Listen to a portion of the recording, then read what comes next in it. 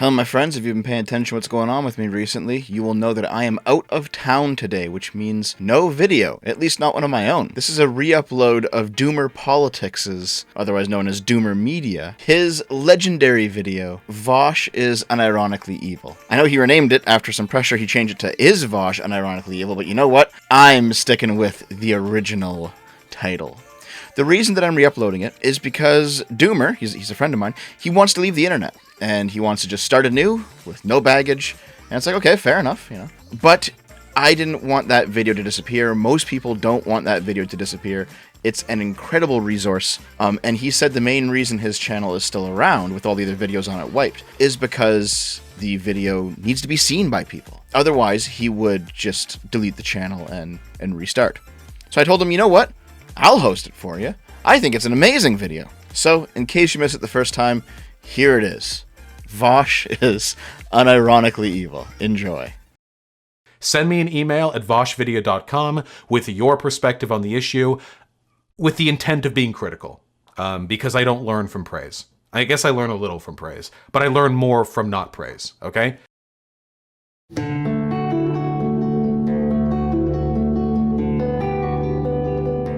If you randomly stumbled into this video without a background in online politics, Vaush is one of the biggest online political figures at the moment. He advocates for anti-capitalist, left-wing political positions, and currently holds a great degree of influence in online political discourse. In this video, I am making the argument that Vaush is a genuinely evil person. And I understand that may sound like clickbait, but if you stick with me, I intend to fully defend the position.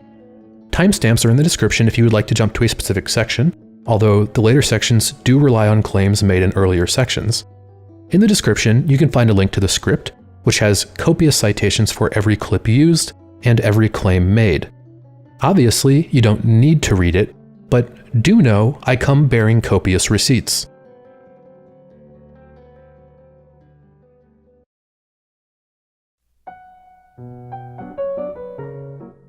Winning a debate and winning the audience are not necessarily always the same things. Whether or not they overlap depends pretty much exclusively with how good faith the conversation is held in. In a very bad faith conversation, there can often be a really severe disconnect between the technical procession of arguments throughout the course of the events of the debate and who's believed to have won at the end. When you're having a conversation, whether you're trying to find the truth, persuade someone, or persuade an audience, you'll be exchanging ideas, and in order for that to proceed smoothly, you'll need something called good faith. Good faith implies a number of things: sincerity, honesty, openness, and charity. This basically means you'll be playing by the rules. You aren't trying to win the conversation through duplicitous means, and the outcome of the conversation is reflective of the quality of ideas exchanged. One of these ideas merits special attention: charity. Being charitable is attempting to interpret your opponent's statements in the best manner possible, and you may have heard this referred to as steel manning. This is the opposite of straw manning, a duplicitous tactic where you purposefully attack a weaker version of your opponent's argument than what they actually presented. Most of Vaush's debates are blood sports with enemies, and it's honestly incredible how bad faith and uncharitable some of these conversations can be. While it may be obvious to the casual observer that something is wrong, to fully understand how bad they really are, you would need to watch the conversation several times while taking notes. A good example is debating white supremacy with Count Dankula. This debate happened because Vaush accused Dankula of being a white supremacist, Dankula disagreed, so Vaush challenged him to a debate. Already, this is insanely bad faith. Vaush is refusing to take him at his word, and his only evidence in this debate is a couple of edgy tweets and jokes, knowing full well that Dankula is an edgy comedian. Telling edgy jokes is literally his job, and Vaush of all people should understand this because Vaush is also an edgy comedian. I think in regards to it, I think when it comes to comedy, you can joke about absolutely anything and everything. I just want to say, I've joked. Oh, sorry, please. I didn't mean to. No, go ahead. I joke about different groups of people all the time on my stream. I've joked about transgender people. I've joked about black people. I've joked about Jews. Oh boy, have I done all of those things. I think that we should be able to make jokes about anything, literally anything. I would defend that to my dying breath. And I hate that there are some lefties who are legitimately like humorless fucking bad words. For almost everything Dankula says, there are two available explanations.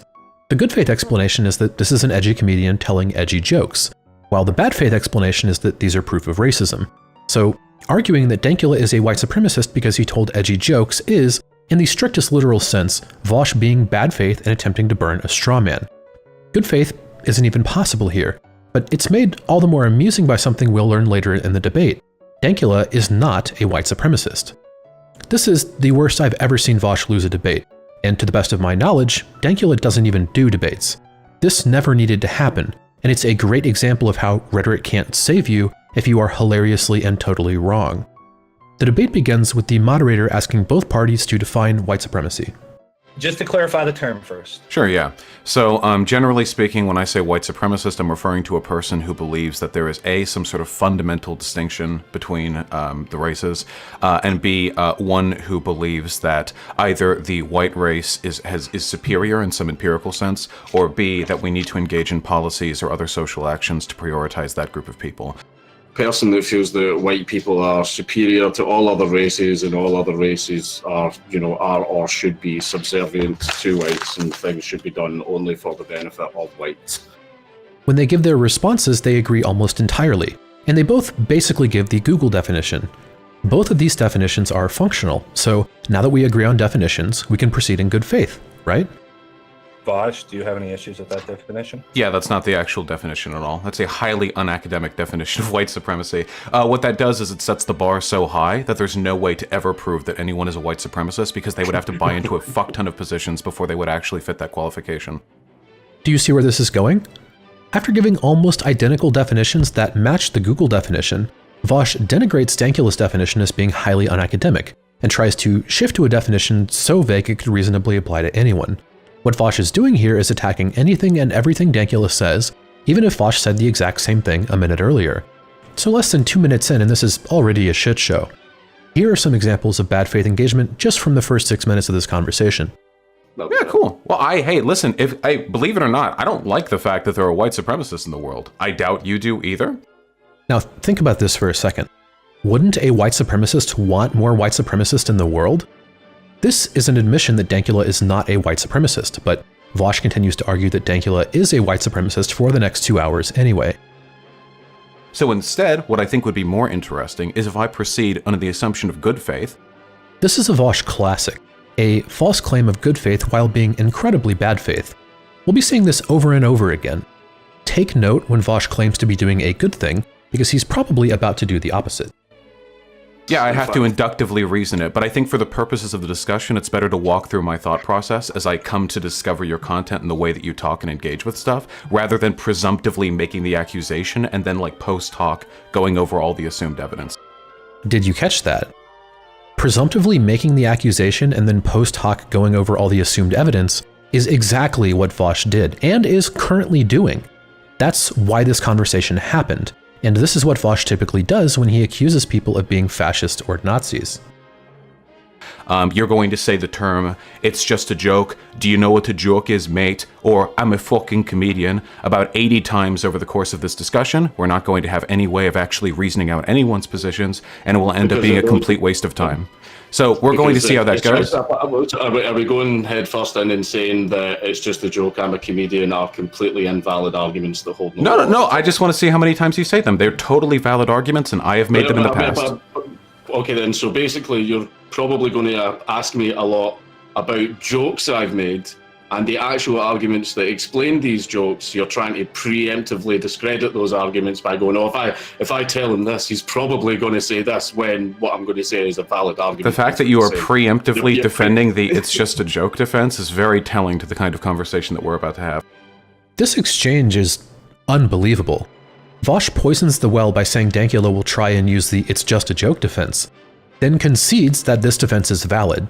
Then he poisons the well again and attacks Dankula further for using a defense that he conceded is valid less than 20 seconds earlier. Also, let this be made as clear as possible. Vaush has allowed the "it's just a joke" defense, which means winning the debate is now impossible, as Vaush has no arguments outside of what could be reasonably explained as an edgy comedian making edgy jokes. It's also worth pointing out that when Vaush says the conversation will be a complete waste of time, he's trying to discredit a debate that he very likely knows he cannot win. Unreal. Absolutely unreal. And This is all in the first 6 minutes of the conversation, by the way. This much bullshit was crammed into 6 minutes. Later in the conversation, Vaush concedes that Dankula's YouTube videos didn't seem that bad. Vaush says that Dankula's not an anti-Semite. Vaush says that Dankula isn't malicious or nefarious. Dankula and Vaush agree on immigration. We learn that Dankula's anti-colonialism. They agree on censorship, Antifa, and tankies. And Dankula expresses without prompting that people have a responsibility to keep racist out of their communities. Let's see how this debate ends. I've no idea why these people hate trans people so much. I mean, they suck the best dick. I'm telling you, man. Thank you for turning a sincere advocacy into a joke. It's true, though. It's true. My audience is agreeing with you, though. Like no other. Like, honestly, women treat your dick like it's a chore. Transsexual women treat your dick like it's their god. And let's just take a look at Vaush's chat. Yeah, that's about as well as this can go. Vaush actually concedes, although he does so in a very roundabout way so as to save face. But there isn't any mistake. This was an extremely bad faith conversation from Vaush, and he can't even plainly admit that he's wrong without making a bunch of statements to optically hedge his defeat. Did he learn a lesson about falsely accusing people of being white supremacists? Did he grow as a person? What was he concerned with at the end of the conversation? Let's see. Hey, man. Oh, God. All right. That was the most difficult fucking optical juggle I've ever done in my life. This is almost certainly an admission that, one, Vaush is almost entirely concerned with optics, not the truth, and two, he knows he was acting in bad faith. This is further cemented by the thumbnail. You'd think after admitting that Dankula isn't a white supremacist, he would be happy to absolve him, right? No. There's no ambiguity here. This is just horrendous, and as bad as this conversation was, the prime case fascism shitshow was much worse. I was going to cover some other conversations to drive the point home, but I have an even better idea. What if Vaush plainly admitted to behaving in bad faith? Hunter Avallone was a conservative YouTuber who switched to being a centrist SOCDEM over the course of 2020, partially due to conversations with Vaush, and has become one of Vaush's closer friends in the YouTube space. Let's hear Vaush's recollection of these events. Yeah, reminder, by the way, the only reason that I ever tried to talk to Hunter Avallone the way that I did was because I talked to Shoe on Head beforehand. I thought that Hunter Avallone was just another, like, dumb fuck, no principles conservative. Shoe on Head messaged me and said, like, hey, I've, like, met Hunter Avallone before. I think that he's, like, an authentic guy. Like, I think he actually cares about the stuff that he believes in. And that's the only reason everything following with me and Hunter Avallone happened. Vaush is just straight up admitting that he would have treated Hunter the way he treats every other conservative, admitting that he does not treat them in good faith. Now, ask yourself, given that Vaush treated Hunter in good faith, and given that Vaush helped Hunter change his political views, what good could have been done if Vaush just treated conservatives like people? My goal when watching this is going to be pointing out any bad arguments or any instances where I feel these people are acting in bad faith. That is my goal.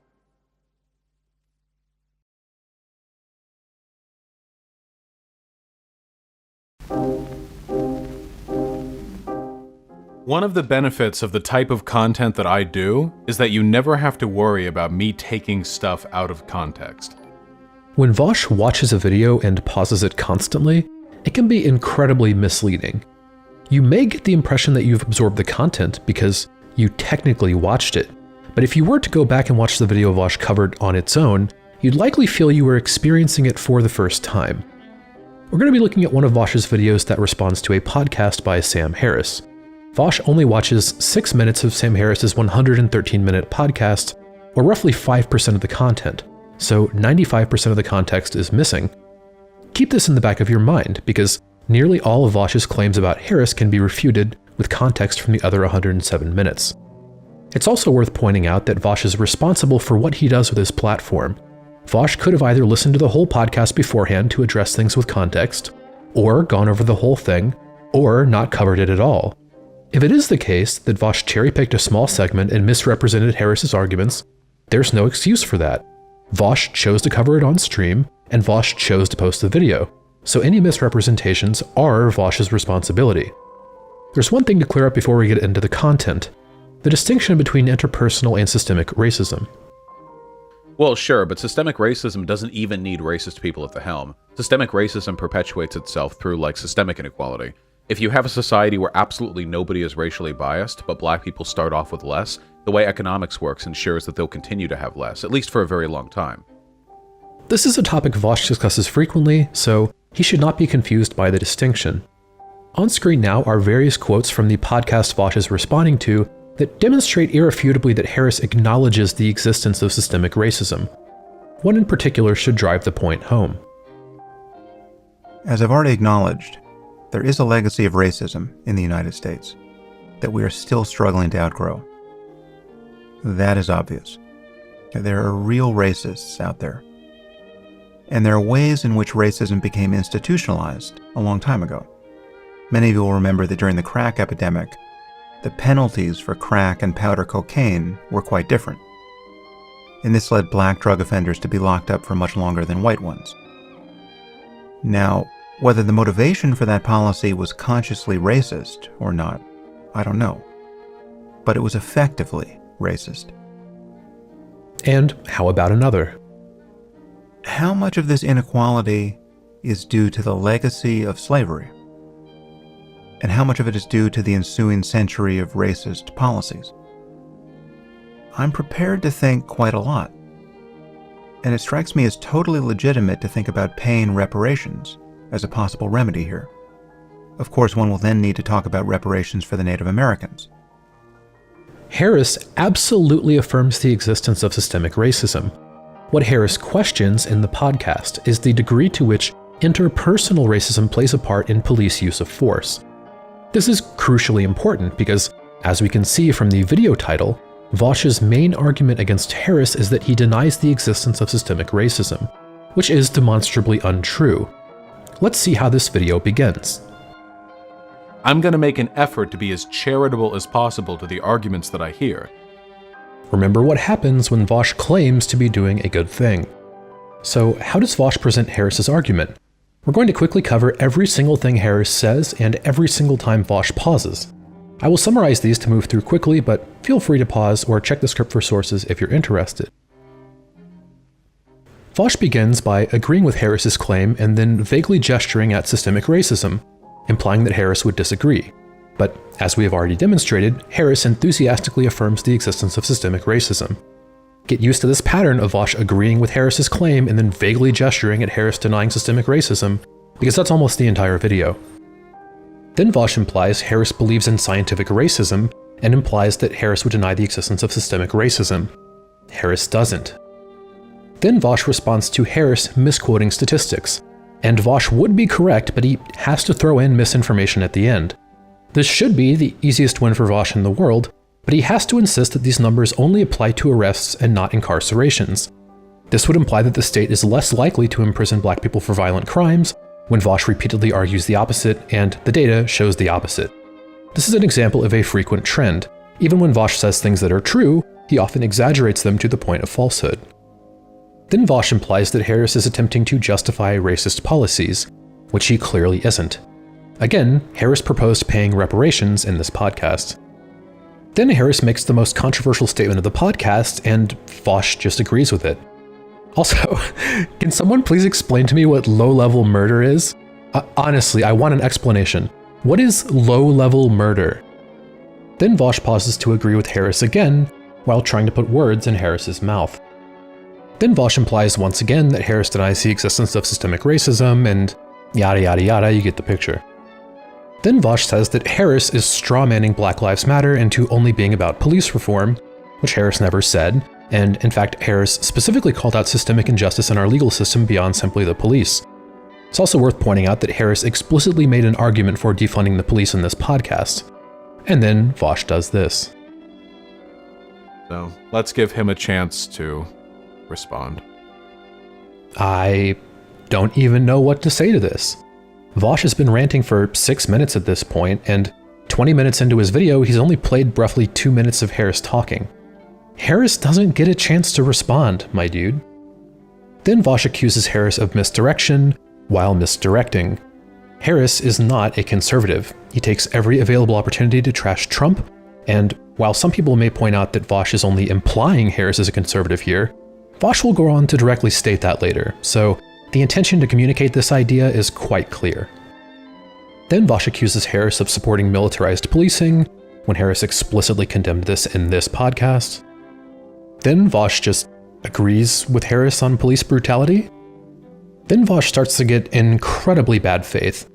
Remember how Vaush has been grilling Harris for denying systemic racism for this entire video? What Harris is laying out here is an explicit case for systemic racism. Does Vaush realize his mistake and give Harris credit? No, Vaush interrupts Harris to insult him, so his audience will forget what Harris is saying. 25% more likely to use pepper spray or a baton. I will give Sam Harris credit for one thing, if nothing else. He is the perfect cadence and vocal tone for a pseudo-intellectual. Up until this point, you may have been able to make a case that Vaush was just irresponsible, but this isn't just irresponsible. This is malicious. And now Vaush is strawmanning Harris. Harris is quoting several studies, including the Johnson study, which has a conclusion that controls for proximity. Again, this is where the interpersonal racism and systemic racism distinction becomes important. Harris is arguing against the idea that interpersonal racism among police is responsible for these issues, and arguing instead that systemic racism is what we should be focusing on. Vaush agrees with this argument elsewhere, he's simply refusing to acknowledge that this is what Harris is actually saying. Then Vaush proceeds to misunderstand Harris's argument while also calling Harris's argument dumb. Again, Harris is arguing against interpersonal racism and for systemic racism. And then Vaush plays the last Harris quote, takes Harris out of context, misrepresents Harris's argument, calls Harris an anti-intellectual, calls Harris a conservative, and once again asserts that Harris denies the existence of systemic racism. Vaush consistently misrepresents Harris's argument and slings ad homs, and even when Vaush is correct, he undermines his own argument by exaggerating things to the point of falsehood. How does Vaush feel about this? I think I'm comfortable from the section of this podcast that I've listened to in understanding Sam Harris's approach. In essence, he is very comfortable invoking the black rate of criminality without providing any explanation. He will dismiss evidence which does not favor his point, and then he will assign to these studies a correlative data point which was not backed by the researchers, which actually once more places the blame on black people. This is a blatant lie. Maybe this wouldn't be so bad if Vaush were merely misunderstanding an argument, but I think it's considerably worse. Which actually once more places the blame on black people. Because that is what people like Sam Harris want to do. But I do know that his narrative here is one which perfectly suits the mentality of the American racist. It's every lazy, ad hoc, biased dismissal of the overwhelming evidence in favor of systemic racism, in favor of an explanation which is at once non-explanatory and also very deeply suggestive of a biological problem with black people. They're rather fond of that, aren't they? I don't think I've argued with a conservative once who wasn't willing to at least suggest or imply a genetic explanation for black criminality. Okay, why is their culture the way it is? And they'll go, I don't know. Why is their culture the way it is? And without falling back on sociological explanations for that question, the only remaining answer is one which they know they can't substantiate in academia, so they do not directly state. The genetic explanation. Anyway, I don't want to appear as uncharitable to Sam Harris. Yeah. Watch out for any time Vaush claims to be doing a good thing. Watching 5% of a video, lying to your audience about its arguments, and then calling the person you're responding to a racist is not good faith engagement. Do you think that's the end of the quote right there? When you see a video like this, and a quote is provided, and it begins and ends mid-sentence, do you think that's an accurate representation? Trust me, speaking as Vaush, it's pretty easy to cut people out of context. Aggressively easy, one might say.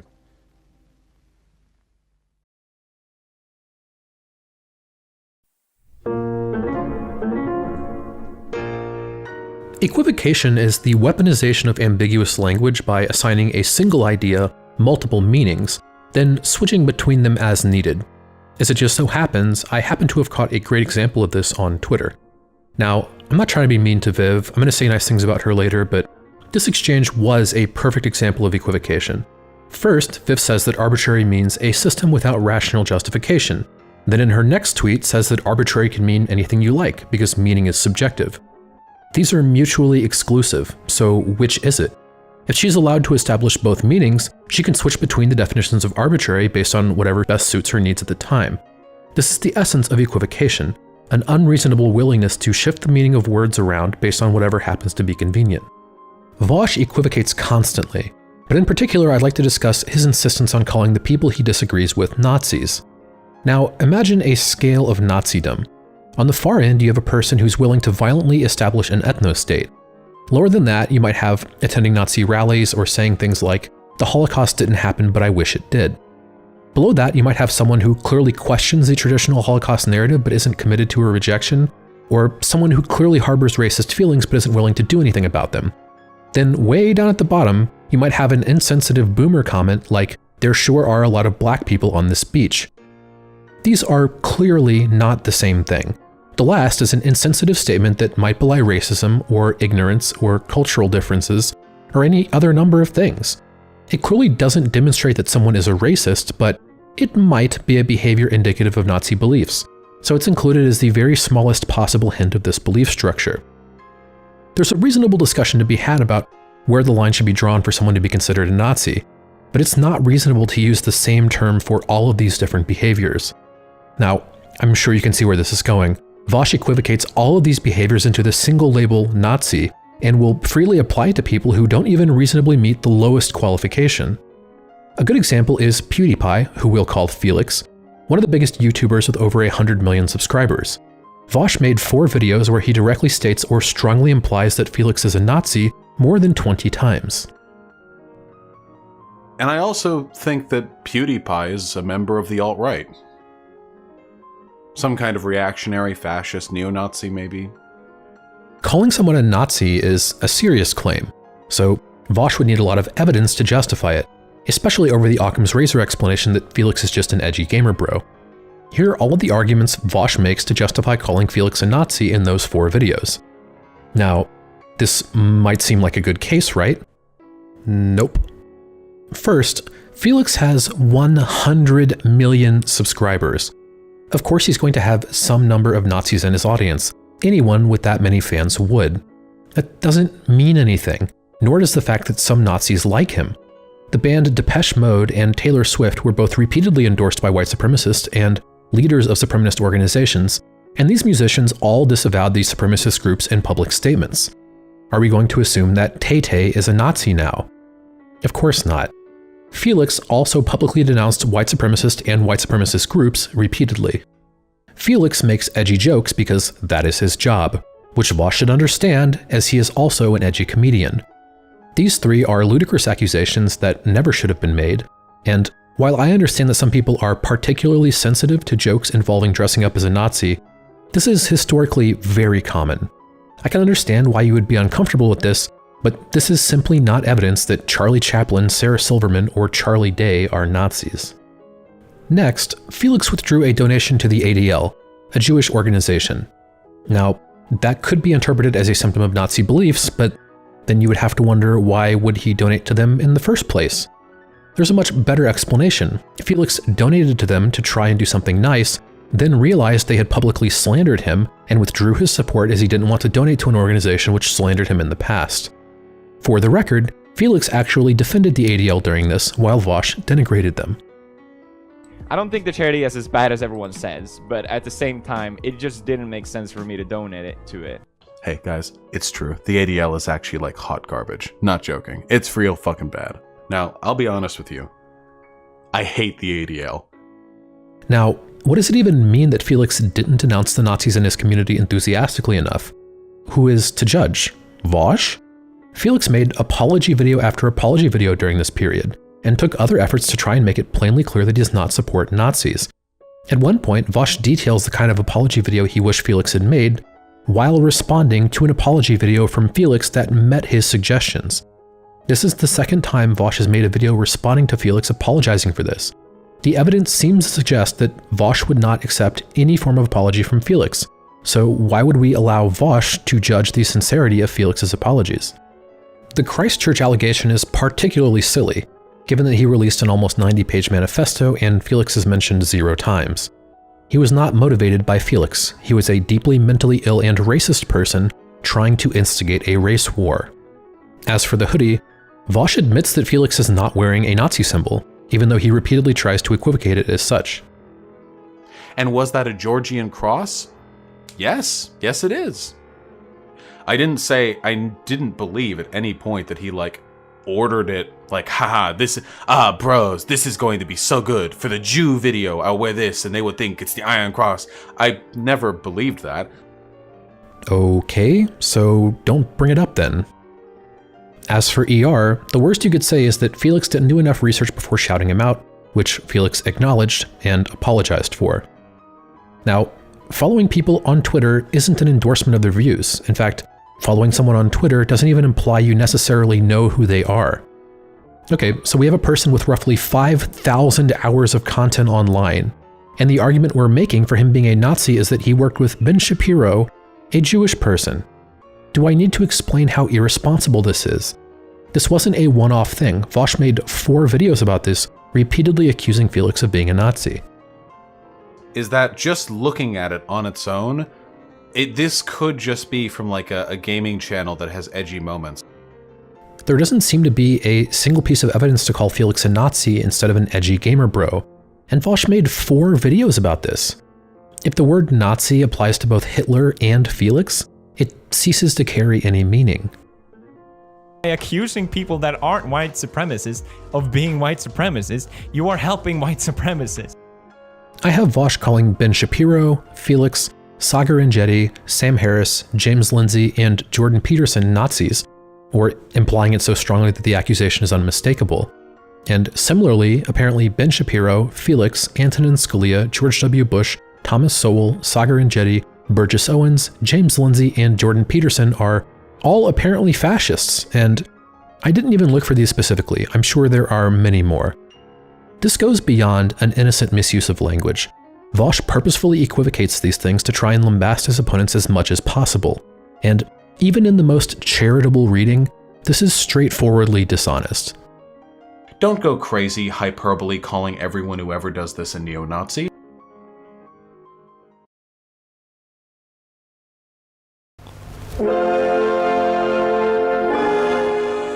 To be as good faith as possible, let's find the single video on Vaush's channel which would be least likely to contain misinformation. Vaush claims the most expertise in criminal justice, specifically corrections and supervision, and there is a video about precisely this topic where Vaush claims expertise and where Vaush claims to have nailed the video in the description. This video is a response to a PragerU video titled, "Why Are So Many Americans in Prison?" If any video on Vaush's channel is going to be trustworthy, it should be this one.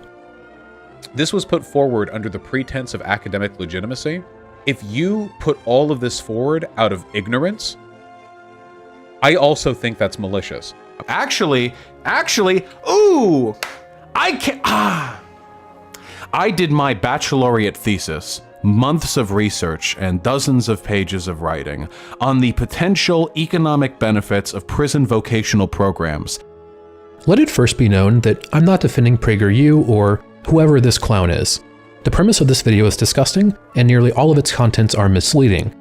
However, I only count 3 outright falsehoods in this video from the PragerU clown, and I also count 3 outright falsehoods from Vaush.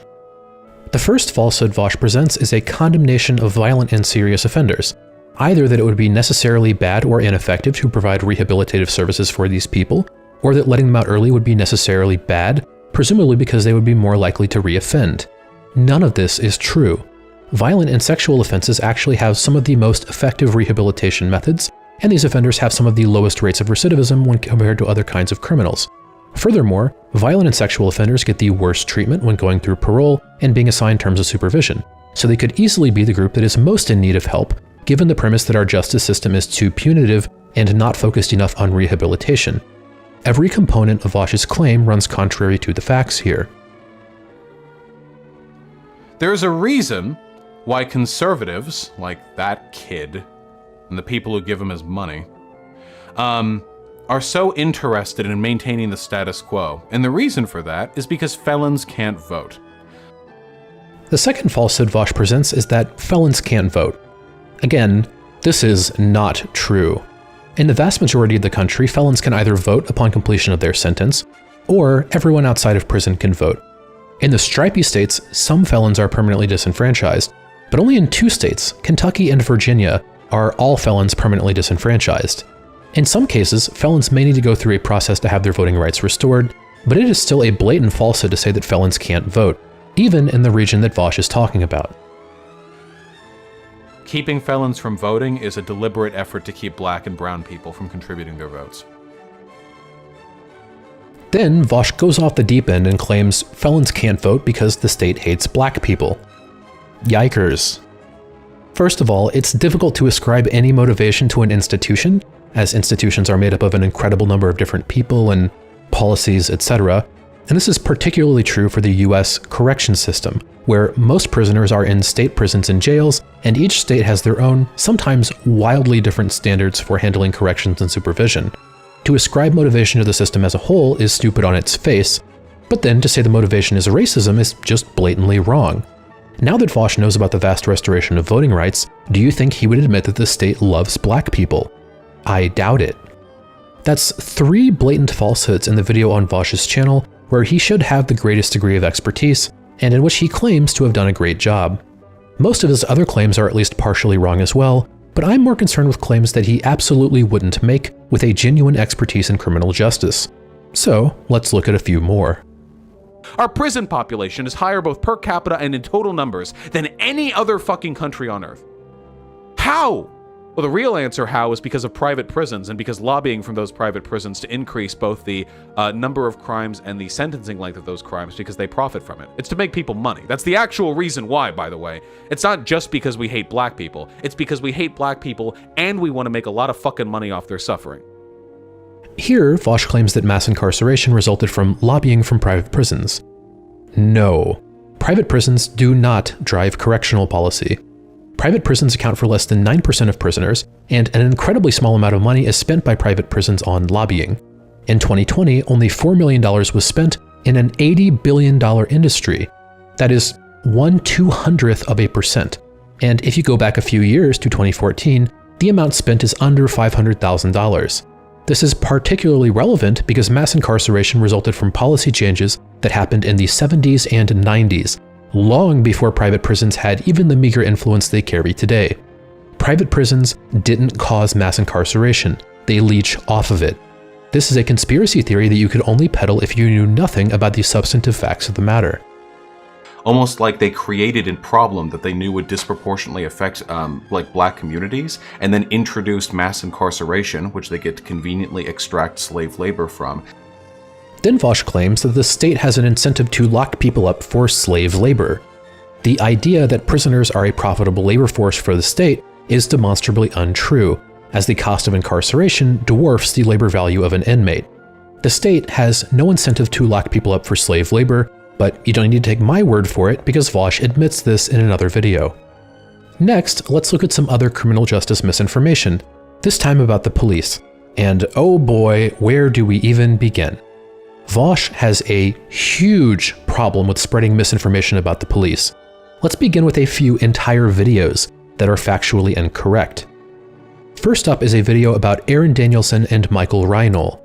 Reinl stalked Danielson and shot him in the back. The video of this was available on social media within hours of the events, and Reinl was identified by authorities, but Portland police didn't apprehend Reinl. This led Trump to send in the US Marshals, which resulted in Reinl's death under circumstances which are disputed. Vaush begins the video claiming that his handling of the situation was incredibly responsible. What I wanted to do was say, this was an extrajudicial killing, this was a lynching, this was a hit put out by the government because he killed a member of Patriot Prayer, a far-right group, and the government backs the far right. but I didn't want to be hyperbolic. The reason for that is because I'm not a fucking dumbass. I try to be responsible, for the most part, and I waited. So again, this should be a video where Vaush is at his best. Criminal justice is his area of expertise, and he was apparently extra careful to be sure he was delivering this information responsibly. Unfortunately, nearly every single detail of this video is wrong. First of all, Vaush states or implies 5 times that Reinhold was acting in self-defense and shooting Danielson. This is a blatant lie. Reinhold stalked Danielson and shot him in the back. This isn't misleading his audience about a small detail. This is perhaps the most important piece of information in the entire video, and Vaush lies about it 5 times, despite his earlier claims about being responsible. Remember what happens when Vaush claims to be doing a good thing. The rest of the video contains so many falsehoods I don't even have time to mention all of them. Misrepresenting the legal authority and role of police, misrepresenting the legal concept of innocence, misrepresenting the existence of retributive justice under the law, misrepresenting the details of the shooting of Reinhold, misrepresenting Trump's statements about Reinhold, consistently framing the killing of Reinhold as a hit put out by Trump, etc. Almost every individual statement in this video is either misinformation, gross hyperbole, or blatant fear-mongering. At points like this, when he says stuff like that, I don't know if he expects his audience to know that he's lying.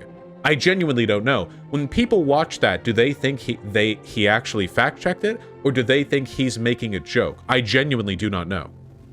Then we can look at Vaush's video in the wake of the shooting of Jacob Blake. The video begins with a blatant falsehood. Vaush claims Shapiro is invoking the "he was no angel" argument, but Shapiro isn't. He's discussing why police were there in the first place. It doesn't matter if Jacob Blake had just finished raping millions of people. Impressive, if nothing else. It doesn't matter. Then Vaush spreads misinformation about Blake being unarmed, continuing to misrepresent the role of police and the legal concept of innocence, and misrepresenting other basic facts about the case. This is a video about Blake and Shapiro's response to the shooting of Blake, and Vaush totally misrepresents both of them. It's also worth pointing out that Vaush has another video about Blake, released right after the footage went public, and it is way worse. Then we can look at Vaush's video about the 2019 Miramar shootout. Vaush claimed police cars are bulletproof when they aren't, repeatedly claimed that all victims were shot by police when this still isn't known today, and Vaush additionally claimed that UPS refused to compensate the victim who was kidnapped and murdered, despite showing evidence that UPS did compensate the family of the victim 3 different times during the video. And these are just the direct falsehoods, not to mention downplaying the seriousness of the original incident by insisting that no one was killed in the jewelry store when someone was shot, and spending most of the video running defense for the people who robbed the store, shot an employee, and kidnapped Frank Ordonez as an excuse to place all of the blame on police.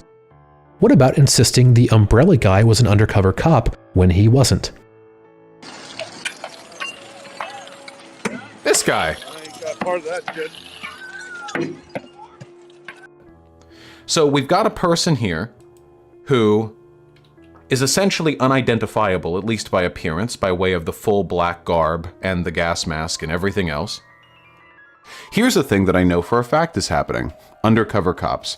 There is nothing on earth that can tell me that motherfucker in the black getup with the umbrella smashing those AutoZone windows at the beginning of the protest wasn't a fucking cop. Or spreading misinformation about Amy Klobuchar and Derek Chauvin. Amy Klobuchar was one of the people who declined to bring charges against the officers who killed George Floyd. Or spreading misinformation about Kyle Rittenhouse. In the second shooting, he was literally laying on his ass, firing shots at people 20 feet away who weren't even moving towards him.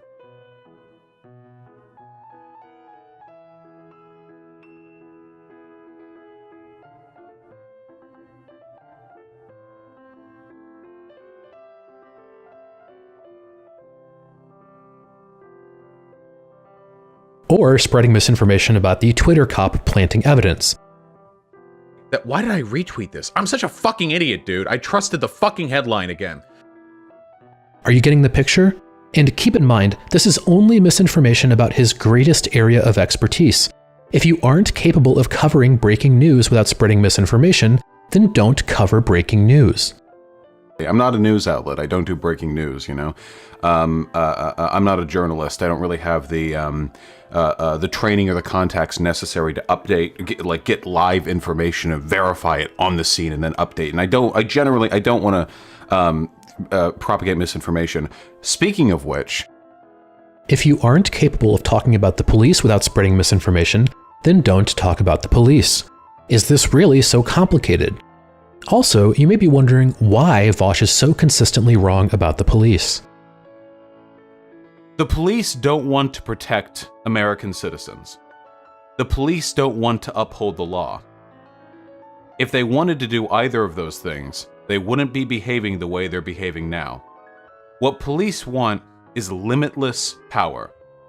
That is what the police want. That is the only thing they want. The police as an institution want to be able to drive into the low-income districts of whatever city they happen to squat in, like an occupying force, and just murder people. I hate the police as an institution. I despise it. And we haven't even gotten to the other misinformation yet, which will now float by on screen. I have 15 pages of notes purely on Vaush's falsehoods. And keep in mind, these are only the verifiable falsehoods. I'm not including gross hyperbole or implying false information or telling half-truths, etc. How do I even cover all of this? Also keep in mind, I didn't watch all of his videos. Only about 80 of the over 1,000 videos on his main channel. I didn't troll through Vaush's Twitter, or his second channel, or the various clip channels, or his streams, etc. It's not an exaggeration to say that his content is riddled with falsehoods, and that nothing he says should ever be trusted without Googling it first. I could spend the next hour going through all of this, but instead, let's see what Vaush thinks about the ethics of lying. Okay, I said that. I personally said that we're comfortable accepting a level of intellectual dishonesty. Okay. Sometimes, if intellectual honesty is the cost of a successful improvement of the state of humanity, then sometimes that just has to be made. I'm very flexible, I guess, with means or methods. As long as it leads people in a good direction, I think it's generally pretty defensible. People just report things that are just factually not true. That's my issue. Sure, they do that. But Vaush has been defending lying for political gain for almost 10 years, and it shows in his behavior. As we'll learn later on, this is also fully justified by his personal philosophy. Now, you don't need to take my word for it. You can check the script and my sources to verify all of this for yourself. So just beware that you can never take anything Vaush says at face value. At this point, when we're in a position where so many people are so willing to lie so flagrantly, if they say one thing, if they make a single argument that I could disprove with a single Google search, then what does that say about the rest of the information they have for you? In all likelihood, it means that everything they're saying is horseshit. They're just cobbling together as many stories as they can, and that disproving one of them is enough to dispel the credibility of the rest of the arguments.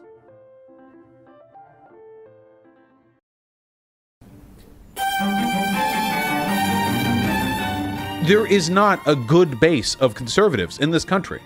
These people are no different from the Ku Klux Klan. They are no different from the fucking white nationalists who ran terror campaigns in the South back during the 1920s, 30s, 40s. They are absolutely no different from the frothing at the mouth, screaming fucking pasty mayo people who are throwing rocks at black folk going to integrated schools. There is no difference. I completely reject this idea. I completely reject this idea that there has been some sort of noble transition of the conservative base in this country, because it hasn't happened, people. It's still there. They're exactly the same. Nothing has changed. If you have a conservative family member, I'm sorry, they're part of the problem. If you have a conservative friend, I'm sorry, they're part of the problem. Now we arrive at the part of the video where I need to start making controversial statements, and it's incredibly embarrassing to me that this will be taken as controversial. But there are perfectly decent reasons to be a conservative that have nothing to do with racism. Rather than play a bunch of clips of Vaush dehumanizing these people, I'm just going to let his comments scroll by on screen while I talk. The people who agree with Vaush argue through the lens of historical materialism, and it is precisely through this lens that we see the most common reason people become conservatives. They perceive paying taxes to be against their class interests. This should be the most obvious thing in the world. It's literally a foundational principle for Vaush's worldview. This is also reflected in polls of policy rankings for conservatives. A good chunk of conservatives are single-issue voters on reducing taxation, and I've spoken with several people who voted for Trump who said he disgusted them, and they were sickened to do it. Does that sound familiar? I heard the same thing from people who voted for Hillary. Voting for someone is not an endorsement of all their views. Obviously, Vaush doesn't agree with Biden on much, he just sees Biden as being preferable to Trump. Now, what a lot of people on the left fail to realize is that Democrats like Biden. I'm not saying you have to, because I don't. Now, really quickly, we need to talk about Trump. I hate Trump. Don't take this as a defense of Trump or his behavior. It's indefensible. But while I'm not willing to defend Trump, I am willing, to some degree, to defend the people who voted for Trump, especially against reckless hyperbole coming from people like Vaush. The main reasons people accuse Trump voters of being racist are immigration policy, the border wall, and the travel ban. Now, before we get into the data of what Trump voters actually think on these issues, let's realize that strict views on immigration don't make a person racist. Do you think Denmark is racist? Denmark's immigration policies are much more strict than the United States. From what I can tell, the current Republican sentiment on immigration was bipartisan in the US until after 2012, and these views are still somewhat common abroad. That doesn't make them racists, and if you actually do have the data on your side, you're going to have a much easier time changing their mind by saying you're wrong about the facts than you're a terrible racist piece of shit. And keep in mind, you would only need to convert about 10% of the Republican base for them to never win a national election again. If you care about political efficacy, you should be very concerned with maximizing your appeal to that 10%, rather than focusing on how bad the worst 10% of the party is. Another thing to point out is that lots of people who voted for Trump probably don't care about immigration at all. Between 55 and 65% of Republicans think immigration should be a priority, meaning that at least 1 in 3 simply don't care. In list of policy priority, it's usually around 4th, sometimes as low as 9th, and is always getting completely crushed by the economy. This is a strong indication that Republicans care way more about things like taxes than immigration. When looking at issue-by-issue polling, things get way more complicated. Roughly 80% of Republicans favored the travel bans, but so did roughly 50% of independents and 10 to 35% of Democrats. That doesn't mean 10 to 35% of Democrats are racist. The travel bans might be taken as a hatred of Muslims, but when asked if Christians should be given priority in immigration, 90% of Americans said religion shouldn't matter. There was between 65 to 80% support of the border wall among Republicans, but 40 to 50% of Republicans supported Dreamers. 55% of Trump supporters think illegal immigrants are as honest and hardworking as American citizens. And you'll see up to 60% support among Republicans of allowing illegal immigrants to stay if they meet certain conditions. Clearly, this is a bit more complicated than Republicans just hating Hispanic people. Then there were some other interesting findings, like 50% of Republicans saying Black Americans faced a lot of discrimination, 45% of Republicans supporting Biden's infrastructure plan that was basically a small version of the Green New Deal, 50% of Republican voters supporting UBI, 45% of Republicans supporting a public option, and 50% of Republicans saying they wish Trump was more presidential and less of a man-child on Twitter. I'm sorry, but this doesn't look like a party of hard-bitten racists. What it looks like to me is a party of people who are collectively vulnerable to fear-mongering about immigration and want to be safe.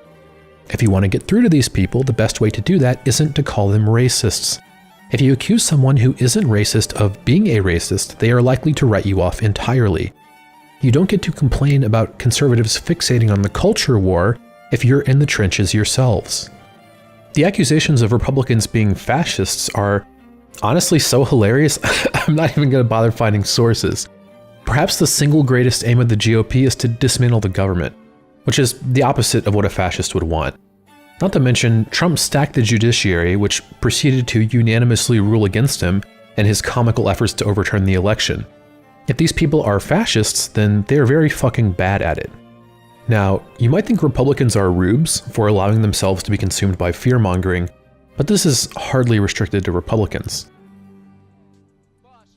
Fear-mongering is a derogatory term for a type of behavior exhibited in a lot of political figures online, especially conservatives, where you try to present information in a way that warrants an unnecessary or exaggerated fear response from your audience.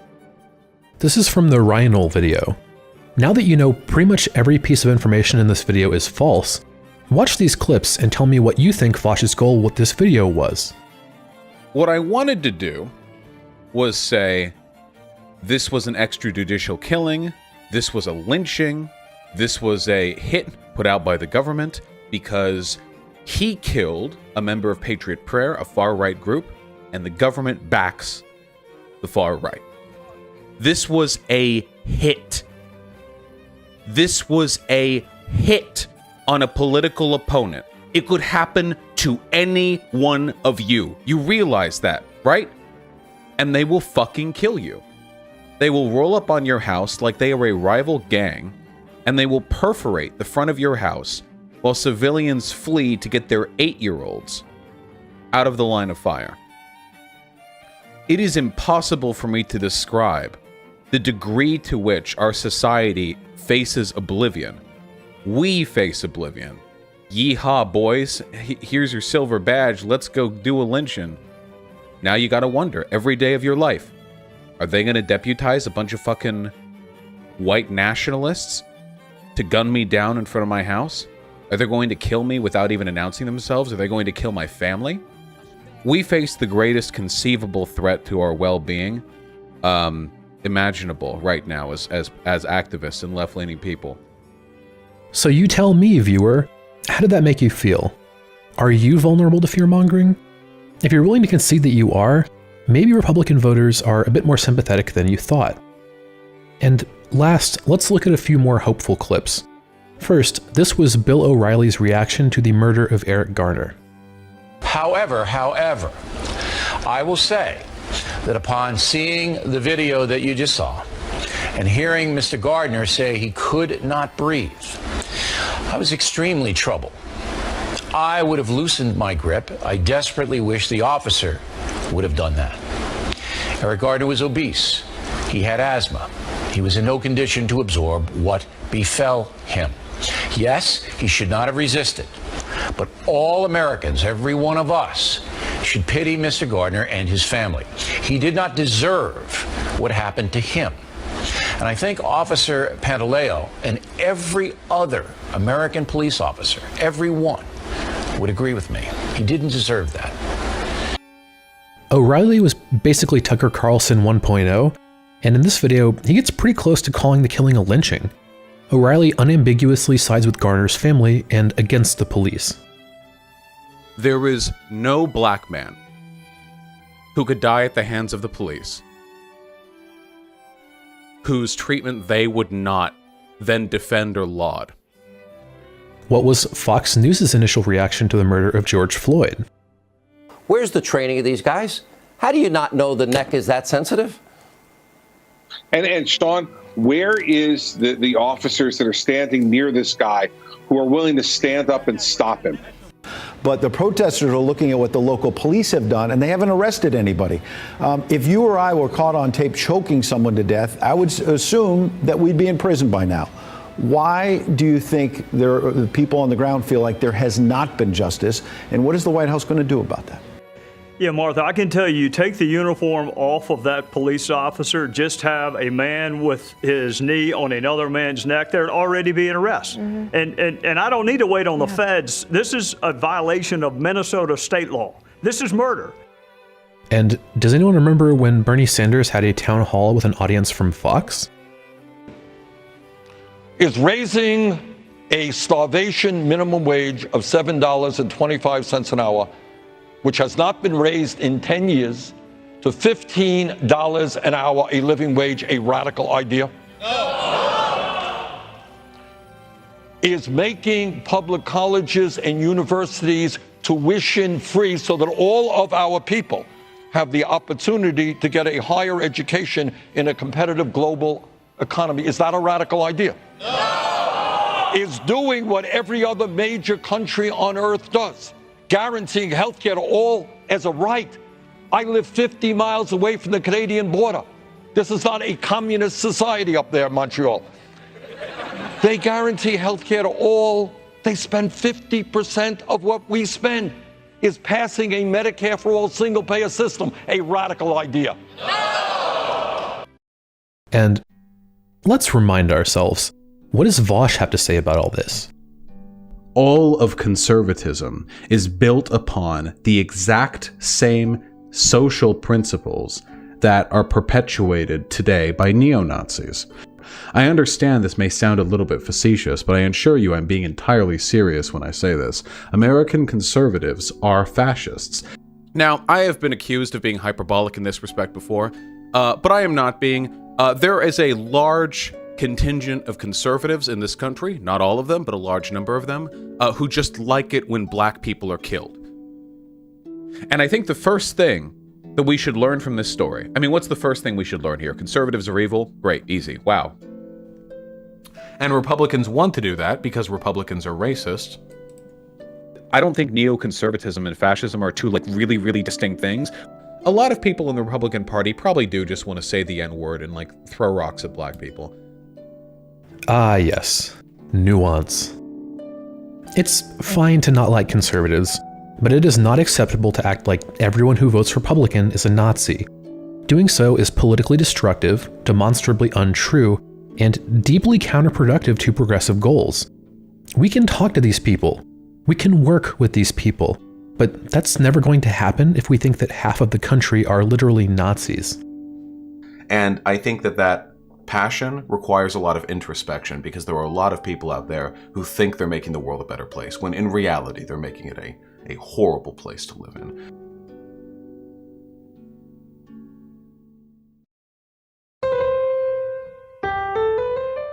This section needs some disclaimers. I am not an expert in philosophy. However, I did consult with a number of people who are, so I should do a reasonable job of explaining these ideas. And second, I made a serious effort to charitably assess Vaush's moral system, but there simply isn't any way to account for all the contradictory things he's said. From my vantage point, Vaush's moral system is just whatever is needed at the time to justify what he wants to do or say. That being said, I was able to synthesize his most common moral statements to come up with two primary positions he may be defending. The first position Vaush seems to support is direct, actual consequentialism. Consequentialism means that the moral worth of an action is determined by the consequences of that action. Most consequentialist positions consider intentions or expected outcomes, because human agents don't have access to the future. But with Vaush, we have a problem. Vaush only takes intentions or expected outcomes into consideration for people he likes. This is very much an intentions for me, outcomes for thee kind of situation. This inconsistency undermines any claim Vaush may have to being a genuine consequentialist. To have a genuine position, he would either need to consider intentions for his opposition, or not consider intentions for his allies. The second position Vaush expresses is metanormative nihilism. You would think I was lying if I described this myself, so I'll let Vaush explain it to you. You're in a state of complete nihilism about the world. No one's position is more justified than another. Inherently, no. Correct. It's not a matter of absurdity. It's how the world works. I think it's a fact of the world. I don't think you can empirically justify any of this. All of history and all of thought is just power grabs between people who can decide subjectively whether or not their positions are better than others. Power grabs. Unironically? Wow. In some cases? The truth of whether the Holocaust happened? A power grab. Yes! Wow. Okay. Yes! Well, with that, I'm going to peace out. There is no good and evil. There is only power, and those too weak to seek it. Metanormative nihilism is the position that there is no truth and there is no morality. A natural consequence of this is a belief that the world is nothing but a power game, which Vaush seems to fully embrace. In practice, this is the position that Vaush acts out far more than the first position, but it's hard to believe he actually understands it, because the position of metanormative nihilism is beyond absurd. When I explained Vaush's positions to a professor of ethics and political philosophy, he responded that Vaush wasn't advocating for socialism, he's advocating for Syria. And this is because something like the Syrian state in the middle of a civil war is exactly what things would look like were everyone to adopt metanormative nihilism. It's just a power game. There are no right or wrong actions. In fact, there's no truth at all. Just do whatever you can do to get ahead. In this worldview, there was nothing wrong with slavery before 1863, and in fact, there's nothing wrong with slavery at all in a moral sense. It's only wrong in a legal sense. The law is the only basis you have for judging people's actions, which gives some insight into why Vaush becomes so concerned with the law in situations where people might normally discuss morality. The Kyle Rittenhouse situation comes to mind. If Vaush was to adopt this position seriously, he would have no cause to complain on moral grounds about anything anyone ever did. You could torture him, kill his entire family, and cannibalize them, and Vaush would have no good reason to object on moral grounds. It seems very unlikely for anyone to actually see the world this way. In practice, Vaush's position is that of a moral freerider. It justifies any actions Vaush may like to take, while Vaush can hide behind the cloak of common moral sentiment, knowing that no one will take him up on his bargain. He even admits as such. So I don't want to get punched in the face, but I want other people to get punched in the face. So I've had to develop pardon me for sounding pretentious, I've had to develop a set of principles and of ways in which those principles could be practically enacted, which allow for the punching of Nazis and don't allow for the punching of me and my soft jaw. Now you, viewer, are free to adopt whatever normative position you like, but I strongly suggest you don't adopt one similar to this that makes you look like a fucking lunatic. Instead of trying to disentangle all this nonsense, I'll instead recap some parts of the Platonic dialogue Gorgias, as it covers most of the relevant themes to address Vaush's behavior. Gorgias is a dialogue between Socrates and a group of sophists, including the titular Gorgias, a rhetorician, and his students. We begin with Gorgias identifying himself as a rhetorician, which is particularly relevant because Vaush is also chiefly concerned with rhetoric, persuasion, and optics. I think the impact of rhetoric, as in the positions that we're in, is always going to be greater than the impact of policy. Then they clarify that the use of rhetoric produces conviction but not knowledge. In plain English, they're saying that someone can be persuasive while also being clueless. Oh yeah, wait, didn't Bush literally steal the 2000 election? I'm sorry, somebody in chat just mentioned that, but yeah, the 2000 election was shady as shit. I completely forgot. With the Jeb Bush and the governor of Florida and the butterfly ballots, I completely forgot that. He got away with it, actually. He got away with stealing that election. Then they discuss the obvious implication. Rhetoric would be a horrible tool to be wielded by an amoral person. Gorgias affirms that only a just person should wield rhetoric. I don't believe morals are a fact of the world. In response to this, Socrates criticizes rhetoric as being immoral. To Socrates, with the use of rhetoric, the concepts of right and wrong become perverted into whatever can help one gain power. And rhetoric goes hand in hand with manipulativeness. I care about my truth in the world. Then, Gorgias' student Polus gets ass mad that Gorgias is losing the debate and decides to jump in, telling Socrates that it's ridiculous to expect someone to admit that they are an immoral person. Socrates then explains, at considerable length, that he sees rhetoric as a form of ornamental flattery.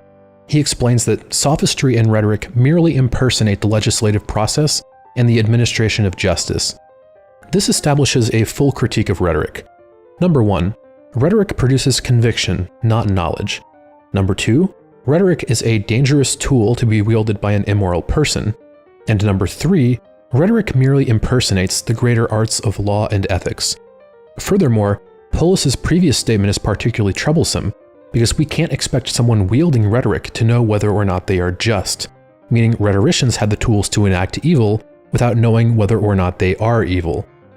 Vaush will always claim to have a resolute moral compass, but when pressed, he'll admit that he doesn't even think morals exist, and the world is merely a theater for power games. Such a person wielding rhetoric is a dangerous thing indeed. Socrates then begins to compare rhetoricians to tyrants, and begins to argue that rhetoric is self-defeating, because utilizing rhetoric to stir conviction without wisdom leads one to act against their own self-interest. This is the beginning of a long conversation about the nature of justice, which continues when Callicles jumps into the conversation. Callicles begins making an immoralist argument that is critical of philosophy itself, which is similar to the arguments made by Glaucon and Thrasymachus in other works of Plato.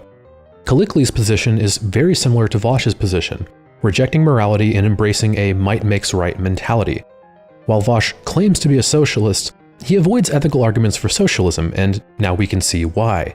The metanormative landscape that Vaush acts out is one of authoritarianism, or extremely exploitative capitalism, not socialism. The moral systems that exist in philosophy that are most similar to Vaush's position all seem to support authoritarianism, down to the criticism of philosophy itself. I have no respect for snobby moral realists. Socrates and Gorgias warned of the danger posed by rhetoric in the hands of an immoral person. Looking at Vaush's behavior, it's not hard to understand why. But I would probably argue that was because of your limited capacities in terms of philosophy. It's probably because you got a sociology degree, right?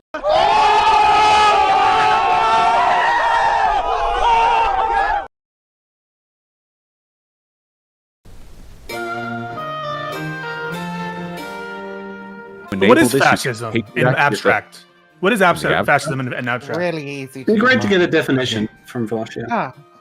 Well, generally, it's considered to be like a an ultra right-wing, ultra nationalistic form of usually like an ethno-nationalist political identity. I prefer Umberto Eco's 14 points, but it gets like really in the weeds. I don't think that fascism is always super consistent with its definition. Well, the reason that I like Umberto Eco's definition so much, the reason why I simp for it so goddamn hard, is because it's very, very sociological. That's the thing that I like about it. Isn't it too broad though? Serious question, no troll. It's only like too broad if you look at it as like if you trigger like one flag, then you're a fascist, which isn't true. It's like diagnostic criteria for mental disorders. Yes. The problem with what Vaush just said is that the DSM does have a threshold you need to cross for a diagnosis, so it's not applicable to how Vaush uses Eco's definition. It's very convenient that Eco's definition can't be used to make definitive judgments, but you should at the very least be able to get an idea of how fascist something is by looking at these points. So, how much of a fascist is Vaush?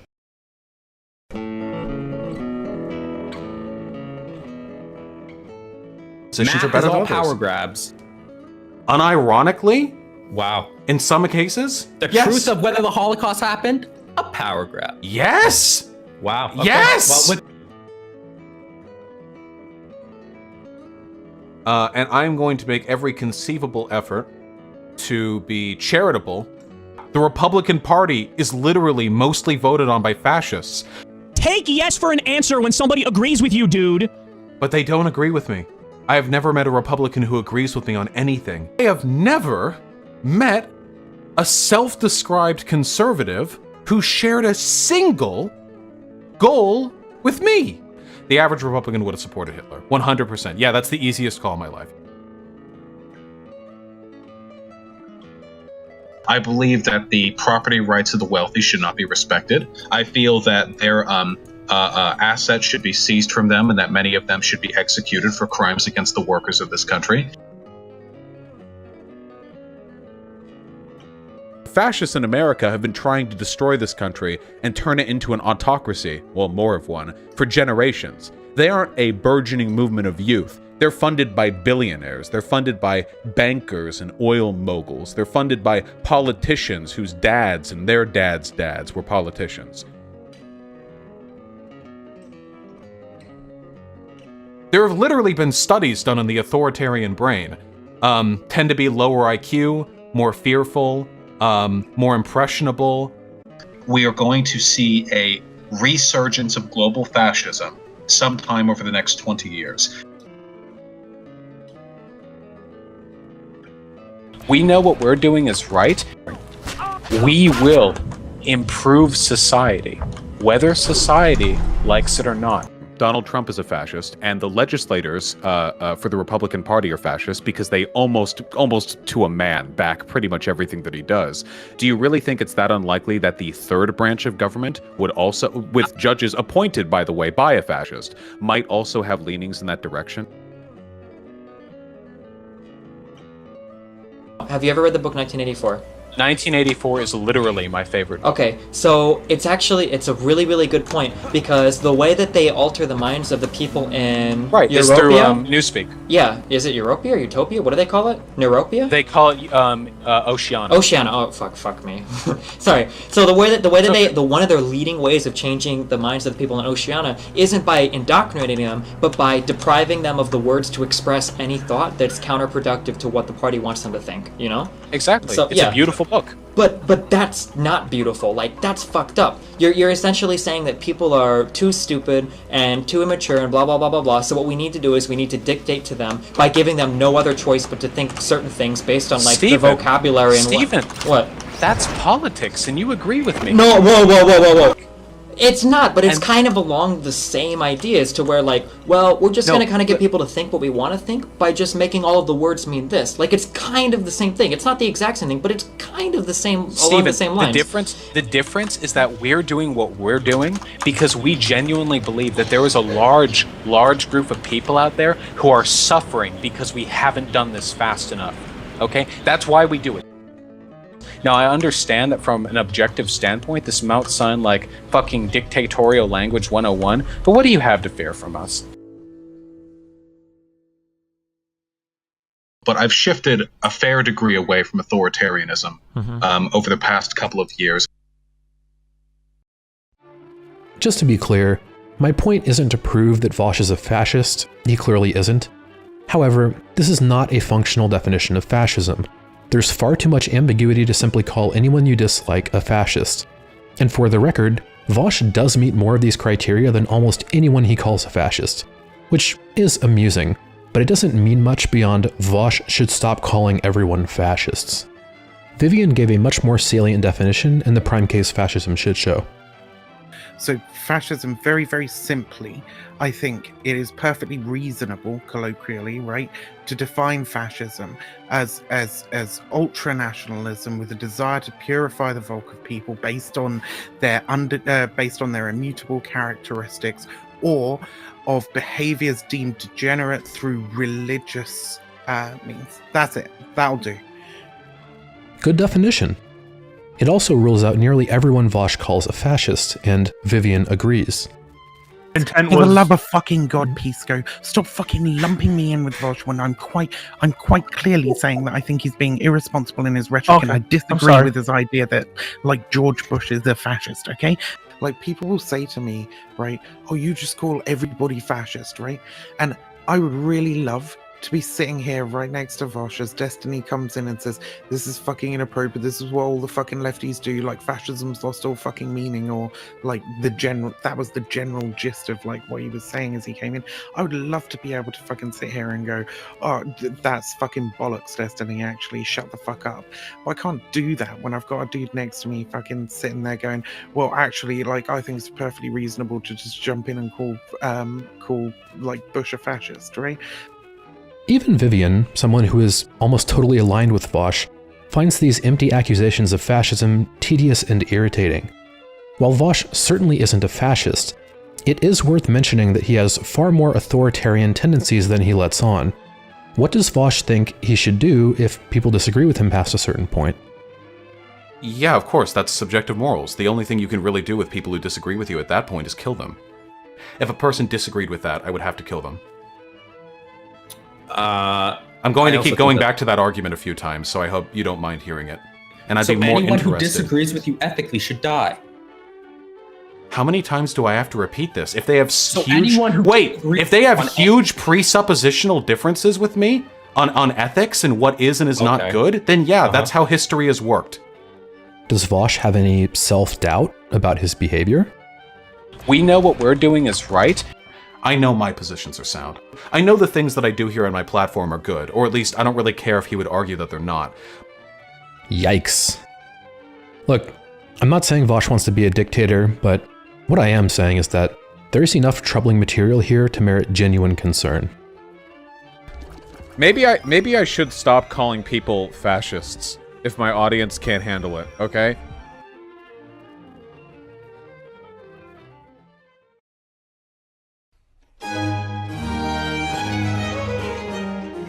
Stochastic terrorism is when the distribution of propaganda via mass media meaningfully increases the likelihood of violent events taking place, particularly with a political motivation. The stochastic terrorist is someone who contributes to a political environment where violence is more likely to happen, but the violence itself can never be directly linked back to the stochastic terrorist. If you want to see a good breakdown of the concept, check out this Booksmarts video on Trump's speech before the January 6th Capitol insurrection. This is a video about Vaush, though, so we can let Vaush explain. there's a term called stochastic terrorism. Has anyone ever heard the stories of back when environmental terrorism was a little bit more popular than it is today? Funny, because it should, if there was ever a time for it to be popular, it would be today.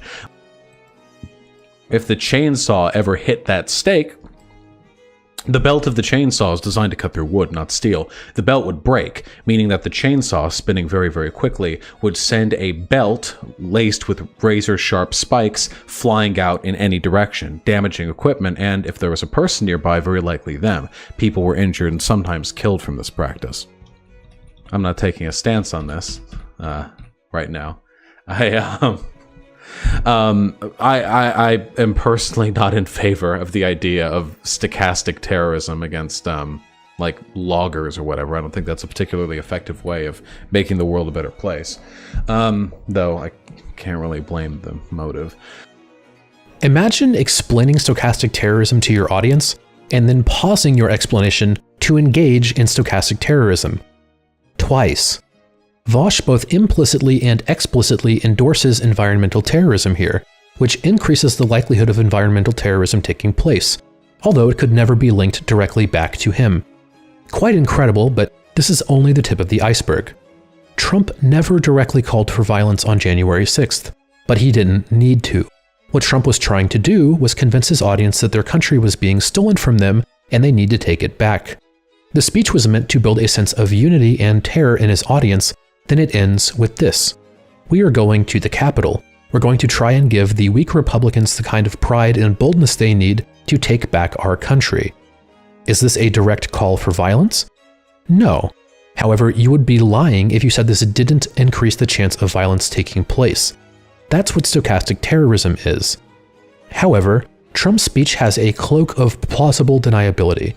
For one, Trump never justifies or calls for political violence.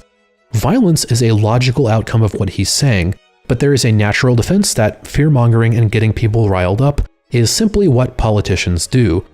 However, most people on the left still accept this speech as a clear instance of stochastic terrorism and make no qualms about holding Trump partially responsible for the events of January 6th. And I would agree. To what degree he's responsible, it's hard to say, but at the very least, this rhetoric is incendiary and irresponsible. We already played the clip where Vaush unironically called for the genocide of the wealthy, but maybe you think he was being hyperbolic. What is Vaush's position on political violence?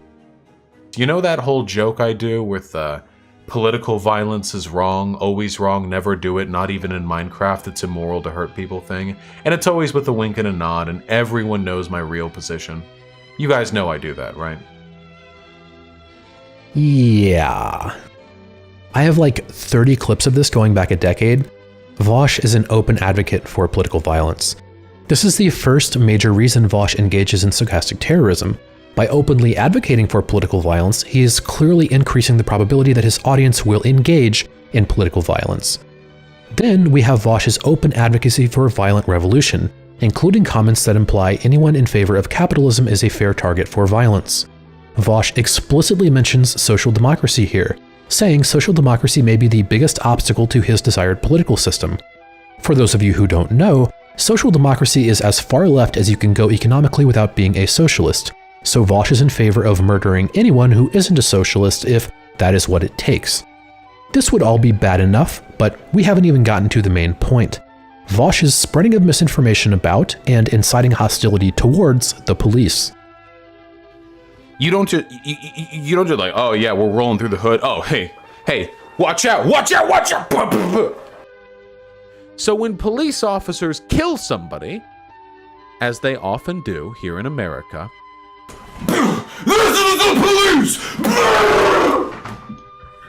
And the police fucking kill like one robber and like 7 employees.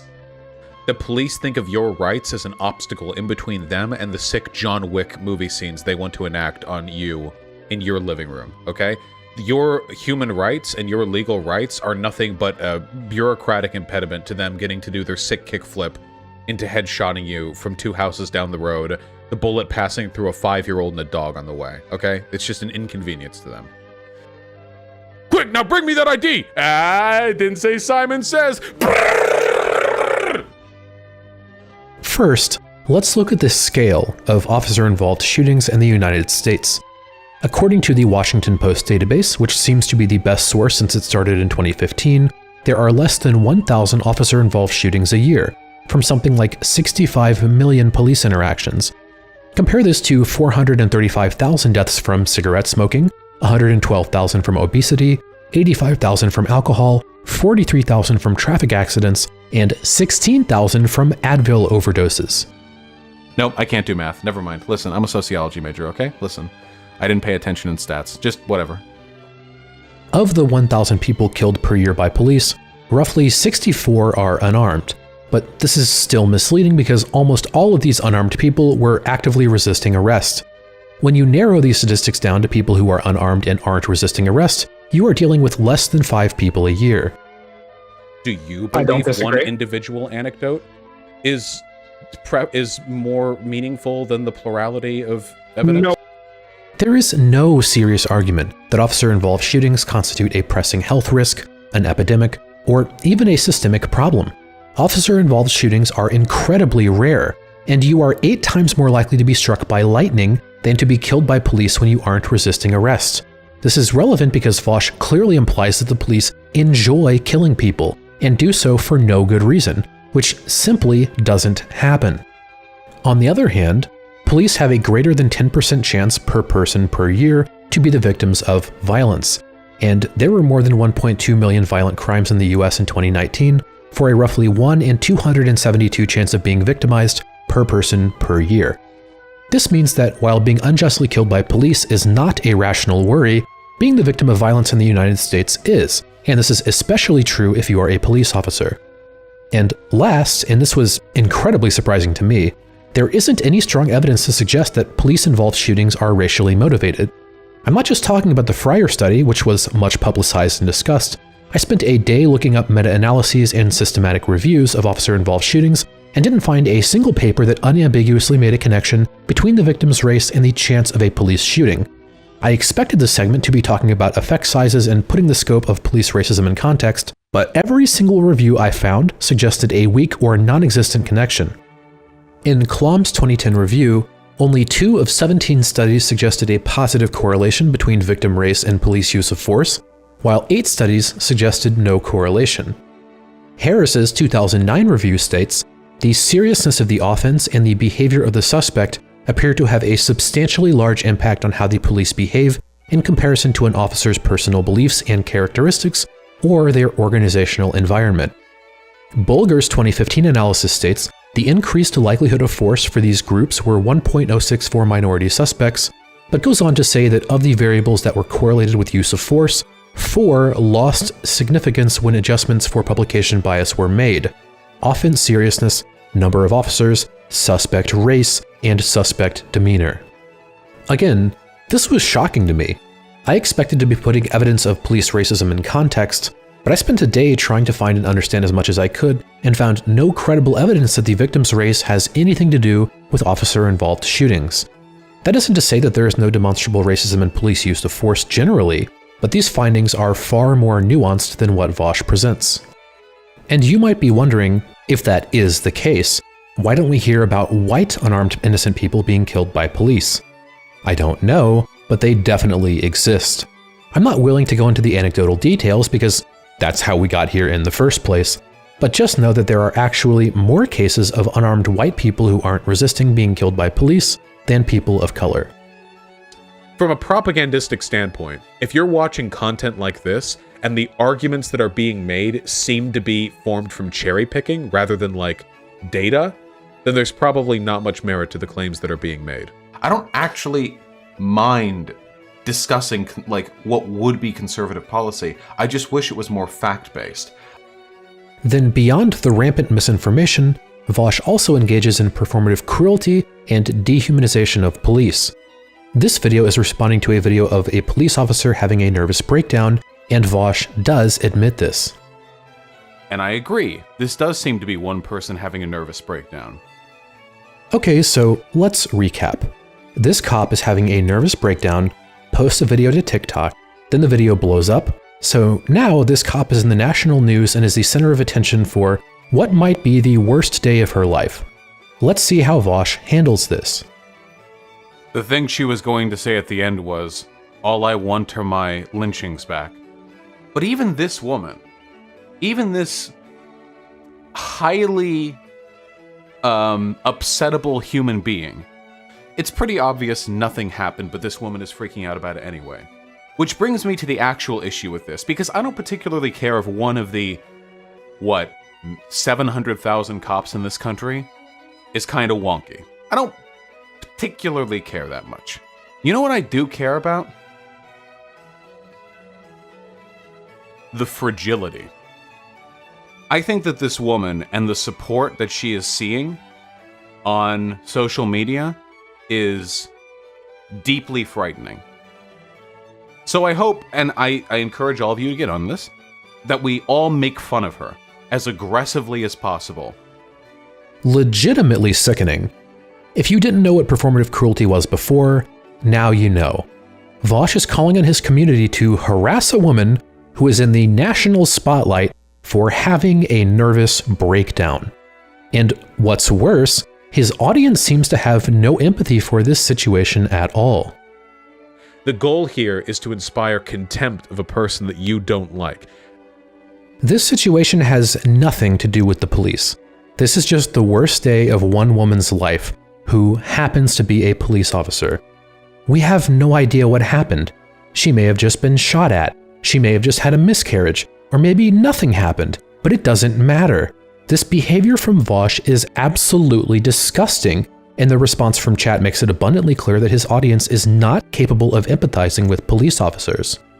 Alright, so Vaush is an open advocate for political violence, spreads an incredible amount of misinformation about the police, and has successfully dehumanized his audience to the police.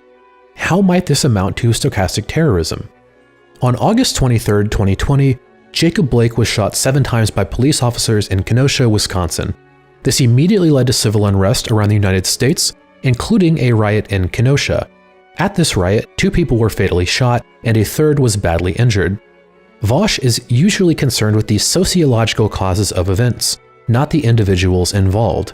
So, what were the sociological causes of the Kenosha riots? That much is clear. The incredible amount of anti-police sentiment in the zeitgeist. The shooting of Jacob Blake was immediately seen as a lynching and taken as further evidence of brutal police misconduct across the United States. But here's the problem. That's not what happened at all. Jacob Blake was in the process of stealing a car and kidnapping children from someone whom he was previously alleged to have sexually assaulted, and Blake had a felony warrant out for his arrest for that incident. Officers at the scene both tackled Blake and deployed tasers. Neither of those stopped him.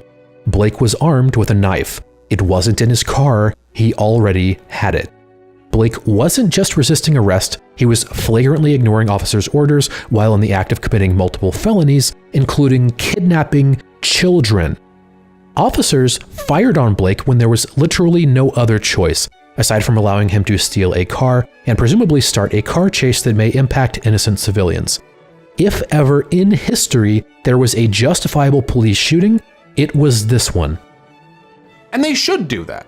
If there's a murderer or a rapist or somebody running amok, if there's somebody with a gun in a building holding a hostage, I want the police there. So why did people respond as though this was a lynching? Because of people like Vaush. There is an incredible amount of misinformation and misunderstanding surrounding police in the United States, as I explained previously. These ideas floating around in the zeitgeist that police are an insurgent force of white supremacists who just want to kill black people is the reason the Kenosha riots happened. Vaush is always fixated on the sociological causes of events, so this can't be ignored. Now, ask yourself, where may people have gotten these ideas?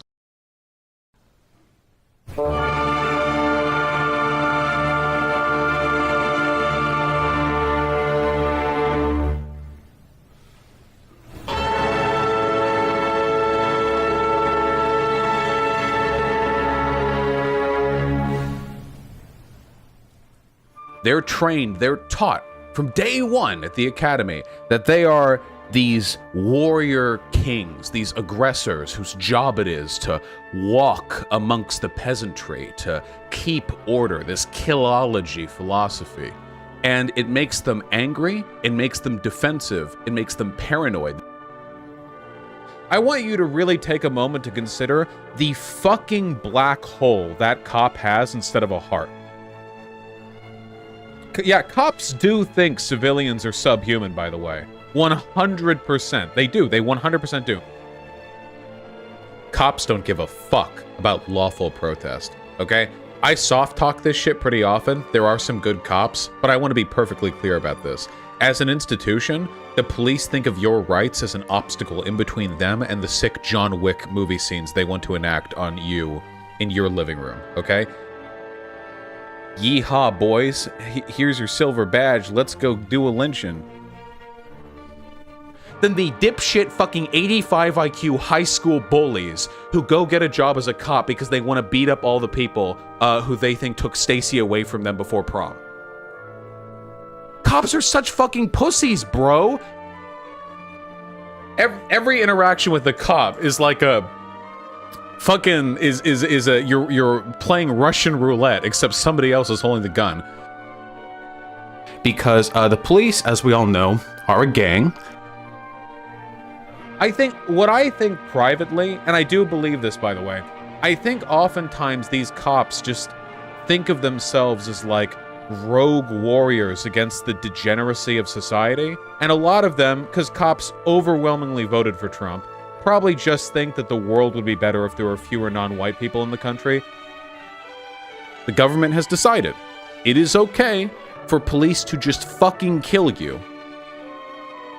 I mean, the average cop is, let's be frank, a low IQ high school bully, former wannabe football pro who can't make it with any intellectual skills.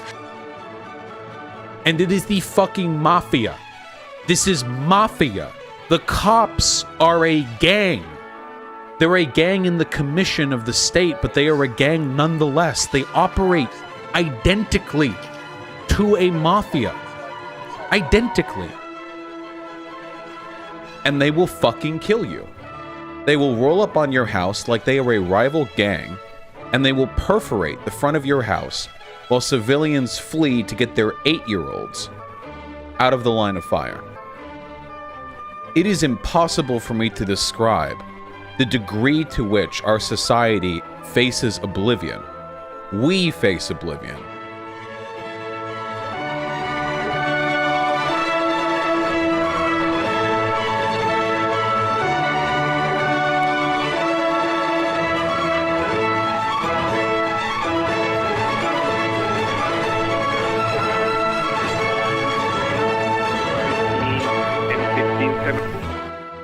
Kyle Rittenhouse crossed state lines and pulled the trigger. But tell me, Vaush, if we care about the sociological and cultural causes of these events, who was responsible?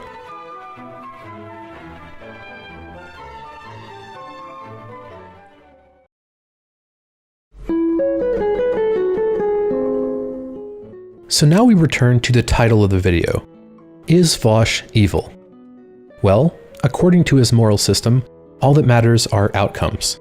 He has engaged in a horrendous level of bad faith engagement, spread an incredible amount of misinformation, contributed to the dehumanization of half the population, promulgated an incoherent and amoral philosophy, behaved as a reckless authoritarian, and engaged in a serious level of sarcastic terrorism. And keep in mind, this video is exclusively focused on Vaush's arguments and actions as a public figure. If we were to dig into his personal life, there are some obvious events that jump to mind that would help support my conclusion. What is the measure of a man-child? You're free to come to your own conclusions, but I feel I've adequately supported mine.